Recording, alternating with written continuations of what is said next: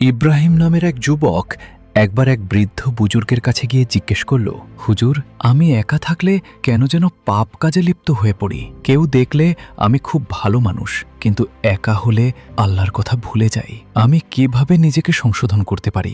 বুজুর্গ হাসলেন এবং পকেট থেকে একটি ছোট পাথরের টুকরো দিয়ে বললেন, আগামী 7 দিন তুমি যেখানেই যাবে মনে করবে এই পাথরটি একটি লাইভ ক্যামেরা, যা সরাসরি আল্লাহর কাছে ভিডিও পাঠাচ্ছে। এমনকি তোমার মনের চিন্তাও এটি রেকর্ড করছে। ইব্রাহিম পাথরটি পকেটে নিয়ে ঘুরতে লাগলো। সে যখনই একা কোনো খারাপ কাজ করতে চায় বা কারো গীবত করতে চায়, তখনই তার মনে হয় আল্লাহ তো দেখছেন। 7 দিন পর সে বুজুর্গের কাছে ফিরে এসে বলল, হুজুর, আমি 7 দিন কোনো গুনাহ করতে পারিনি।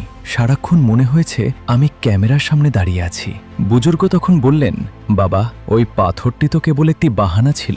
আসলে মানুষের ঈমান হলো সেই ক্যামেরা, যা তাকে সব সময় মনে করিয়ে দেয় যে অন্ধকার ঘরেও সে একা নয়, তার স্রষ্টা তার সাথেই আছেন।